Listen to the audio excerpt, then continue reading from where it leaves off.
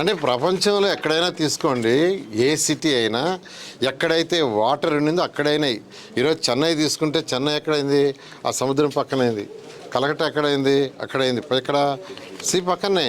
ఈరోజు కొచ్చిన్ తీసుకోండి, అక్కడైంది. అంతేందుకు సింగపూర్ తీసుకోండి, సింగపూర్ ఎక్కడైంది? నది పక్కనే. సింగపూర్ ఒక ఫిషర్మెన్ విలేజ్ 67 సంవత్సరాల క్రితం ఒక ఫిషర్మెన్ విలేజ్.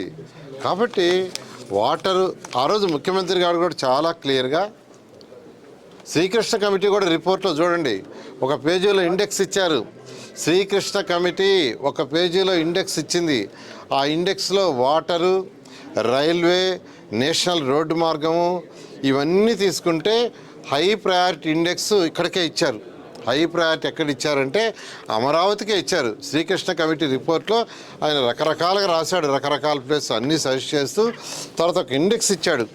ఎక్కడ విజయవాడ, గుంటూరా, లేకుంటే ప్రకాశమా, లేకుంటే ఈస్ట్ గోదావరి, వెస్ట్ గోదావరి, ఆ ఇండెక్స్లో చాలా క్లియర్గా ఇచ్చిన పాయింట్లో మెజారిటీ పాయింట్స్ ఇక్కడే ఇచ్చారు. మీరంతా స్టడీ చేయాలి. పైన ఏదో మైండ్ నెగటివ్ పెట్టుకొని నెగటివ్ మైండ్తో మాట్లాడటం కాదండి. తరోగా స్టడీ చేయండి, పిన్ పాయింట్గా మాట్లాడండి. ఏదైనా ఉంటే ఖచ్చితంగా మేము స్వీకరిస్తాం, దాన్ని చేస్తాం. అంతేగాని ఏదంటే అది మాట్లాడి ప్రజలను మాత్రం అడ్డదారులు పట్టించారు. ఖచ్చితంగానండి. ఏదైతే ఈరోజు smart industries, smart international sports city, అదేవిధంగా ఇంటర్నేషనల్ ఎయిర్పోర్ట్ ఏదైతే ముందుకు పోతుందో దాన్ని ఏ విధంగా ఆపాలని ఈ మధ్య రకరకాలుగా ప్రయత్నాలు చేశారు. అయితే ఆ ప్రయత్నాలన్నీ విఫలమైన వీళ్ళు ముందుకు వెళ్ళిపోతున్న ఉద్దేశంతో ఈ మాట ఎందుకంటే నిన్నే స్టార్ట్ చేసాం. ఇవాళ స్టేట్మెంట్ అంటే ఇంకంతకంటే ఏం కావాలి చెప్పండి. ఏదేమైనా ప్రజలన్నీ గమనిస్తున్నారు, వాళ్ళకి చెప్తారు చాలండి. అంటే ఈ చట్టబద్ధ విషయంలో కూడా గౌరవైన ముఖ్యమంత్రి గారు స్వయాన ప్రైమ్ మినిస్టర్ గారిని అడిగారు. స్వయాన అమరావతిలో ఫంక్షన్ జరిగినప్పుడు వర్క్స్ రీస్టార్ట్ చేసే రోజు డయాస్ మీదే యాక్చువల్గా ఇచ్చారు. మొన్న ఫైనాన్స్ మినిస్టర్ గారు, సెంట్రల్ ఫైనాన్స్ మినిస్టర్ గారు వస్తే వారికి ఇచ్చారు. రెగ్యులర్గా ఫాలోఅప్ చేయడానికి మంత్రి పన్నవాసాని చంద్రశేఖర్ గారు ఫాలోఅప్ చేస్తున్నారు. ఇంత చేస్తూ ఉంటే నిన్న కూడా యాక్చువల్గా ఢిల్లీ పోయినప్పుడు అమిత్ షా గారిని కూడా అడిగారు. రైతు సోదరులు అడుగుతున్నారు, 2014-19 తర్వాత 5 ఏళ్ళు ఆయనకి ఇబ్బందులు పడ్డారు, ఆ ఇబ్బంది లేకుండా చేయమని. దానికి లీగల్ డిపార్ట్మెంట్ అవన్నీ పర్సూ చేస్తున్నారు. అది చేయడానికి అన్ని విధాలా ప్రయత్నిస్తున్నాం. బహుశా ఇవన్నీ జరిగిపోతాయనే ఉద్దేశంతో బహుశా వాళ్ళు ఈ విధంగా మాట్లాడి ఉండొచ్చు. ఎందుకంటే సీఎం గారు ఏ ఊరికి పోతే ఎవరు కూర్చుంటారు, అది రాజధాని ఎట్ట అవుతుంది. కాబట్టి ఒక రాష్ట్రానికి ఒక రాజధాని అనేది డిఫైన్ చేయక తప్పదు. అదే అసలు ఏం మాట్లాడుతున్నారో వాళ్ళకి తెలియదు.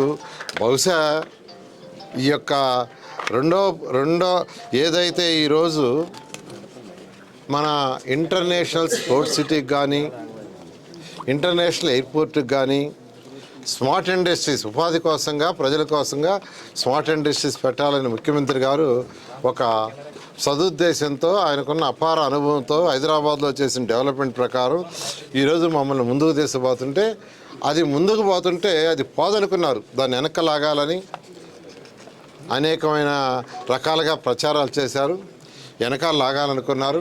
అయితే మేము కూడా ఓపికగా ఉన్నాం. ఎందుకంటే వర్షాల సీజన్ దాదాపు 4-5 నెలలు ఉండేది ఈసారి. ఎందుకంటే ప్రజలకు ఫస్ట్ నమ్మకం కలిగించి వాళ్ళకి చేతి చూపించి ముందుకు పోవాలనే ఉద్దేశం తాగాం. ఈరోజు అమరావతిలో ఎంతో వేగంగా జరుగుతుంది, ఎక్కడ పెట్టినా వర్క్ జరుగుతున్నాయి. అందుకని ఈరోజు యాక్చువల్గా మేము కూడా ఒక అడుగు ముందుకేసాం. ప్రజలు కూడా ఆదరిస్తున్నారు, రైతు సోదరులు. వారందరూ కూడా ప్రత్యేకంగా ధన్యవాదాలు తెలియజేస్తున్నాను.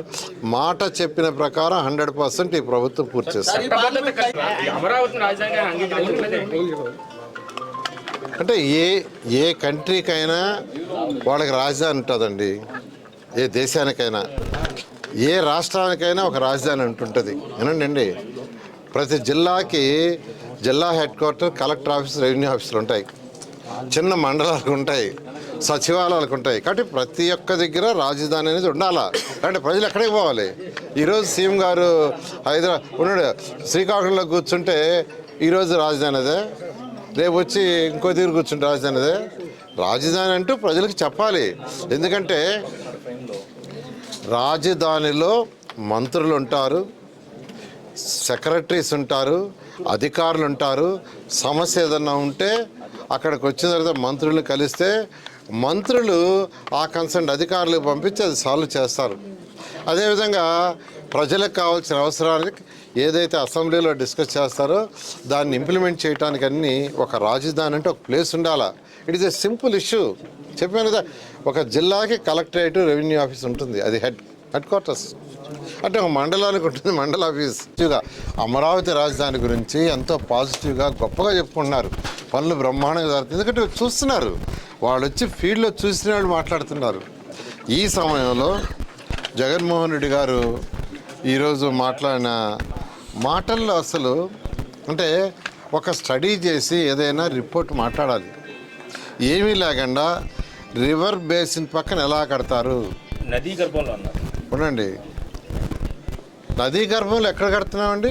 చాలా క్లియర్గా ఇక్కడ అమరావతి క్యాపిటల్ సిటీ కట్టేటప్పుడు ఇరిగేషన్ వాళ్ళతో, ఇరిగేషన్ సెక్రటరీ, కన్సర్న్ డిపార్ట్మెంట్ వాళ్ళతోనూ మా వాళ్ళు కోఆర్డినేట్ చేసుకొని నది వెడల్పు ఎంత, నది కోర్స్ ఎంత, కోర్స్ ఎంత, దాని యొక్క బండ్ ఆల్రెడీ బండ్ ఉంది, బండ్ రోడ్డు, ఆ బండ్ రోడ్ ఎంత, ఇవన్నీ చేసి ఈరోజు వరకు బండ్ రోడ్ టేకప్ చేయలేదు. ఎందుకు టేకప్ చేయలేదు తెలుసా? మేము ఇరిగేషన్ వాళ్ళతో మాట్లాడుతున్నాం. బండ్ రోడ్ ఒక్కటి మిగిలిపోయింది, టెండర్ విడవాల్సింది. అది ఎందుకు పిలవలేదంటే వాళ్ళతో అనేక దఫాలు మాట్లాడుతున్నాం. నిన్న కూడా మీటింగ్ పెట్టుకోవాలనుకున్నా, కుదరలే నిన్న. ఎందుకు మీటింగ్ పెట్టుకుంటున్నాం అంటే వాళ్ళతో ఇరిగేషన్, అది నది, దానికి ఏం చేయాలో తెలుసు. ఏదైతే పట్టా ల్యాండ్ ఉన్నాయో నదీ గర్భంలో లేవో అవి మాత్రమే చేస్తున్నాం. బహుశా వారు ఒకటి అనుకొని ఉంటారు, నది లోపల ఏదైతే అసైన్మెంట్ ల్యాండ్స్ లాంటివి ఉన్నాయో వాటిని కూడా ల్యాండ్ పూలింగ్ అప్పుడు తీసుకున్నాం, ఆడ కడతామని అనుకుని ఉంటారు బహుశా, నాకు తెలిసి. అక్కడ కట్టరు, అక్కడ ఎటువంటి పరిస్థితుల్లో కూడా కట్టడానికి లేదు. బహుశా ల్యాండ్ తీసుకున్నాం కాబట్టి అందుకని ఈ మధ్య దాన్ని ఆపాం. ఆ రోజు అధికారులు దాని ల్యాండ్ పూలింగ్లు తీసుకుంటే వాళ్ళకి ఈ మధ్య యాక్చువల్గా అది ఏదైతే ల్యాండ్ పూలింగ్కి ఇస్తామని చెప్పామో అది ఇవ్వకుంటే వాళ్ళు ఈ మధ్య అంతా రిప్రజెంటేషన్ చేసి ముఖ్యమంత్రి గారికి మాకు చెప్తే ఒకసారి మాట చెప్పాం కాబట్టి వాళ్ళకి ఇచ్చేస్తామని యాక్చువల్గా ఇచ్చేయమని సీఎం గారు చెప్పారు. దాన్ని ఎంతవరకు ఆడుకుంటారు అంతవరకు ఆడుకుంటారు, ఆడ కన్స్ట్రక్షన్స్ కట్టబాకండి అని చాలా క్లియర్గా చెప్పారు. ఆడ కన్స్ట్రక్షన్స్ కట్టకూడదు, అది మాకు తెలుసు చాలా క్లియర్గా. నదీ గర్భంలో ఎక్కడ కట్టడంలా, నదీ గర్భంలో ఎక్కడ కట్టాలా, కానీ ప్రజలకి నదీ గర్భంలో కడుతున్నారు, కోర్టుకు వేయాలా. ఏందండి ఇది?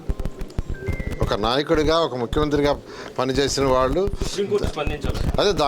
అదే చెప్పేది, దాని మీద స్టడీ చేసి చేయాలి. కానీ ఎక్కడ కడుతున్నారు, ఏంది, దాని మాస్టర్ ప్లాన్ ఏంది, ఎలా ప్లాట్లు అలాట్ చేశారు, ఏ ఏరియాలో అలాట్ చేశారు అనేది డిస్కషన్ ఏమీ లేకుండా విడివి జ్ఞానంతో ఈ విధంగా మాట్లాడదు తప్పు.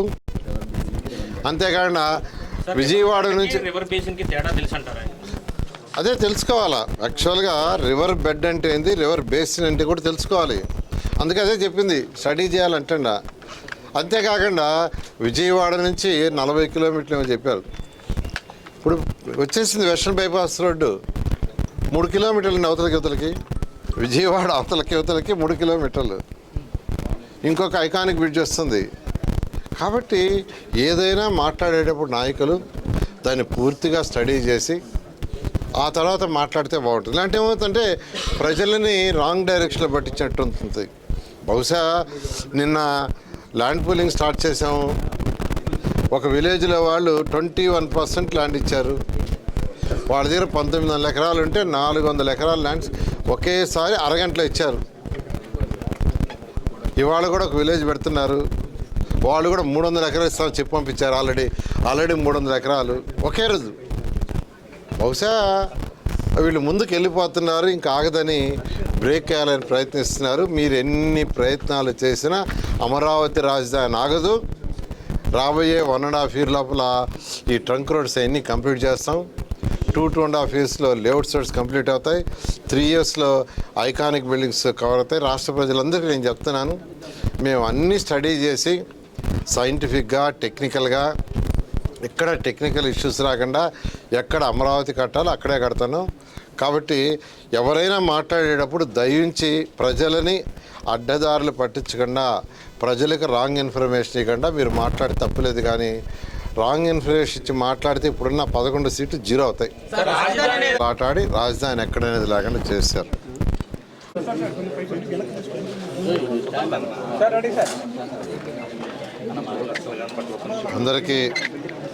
అందరికీ నమస్కారాలండి. అమరావతి క్యాపిటల్ సిటీ ఏదైతే 217 చదరపు కిలోమీటర్లు 2014-19లో గౌరవనీయ ముఖ్యమంత్రి గారు ఒక పిలుపు ఇవ్వగానే 34,000 ఎకరాలని రైతు సోదరులు ఇవ్వటం జరిగింది.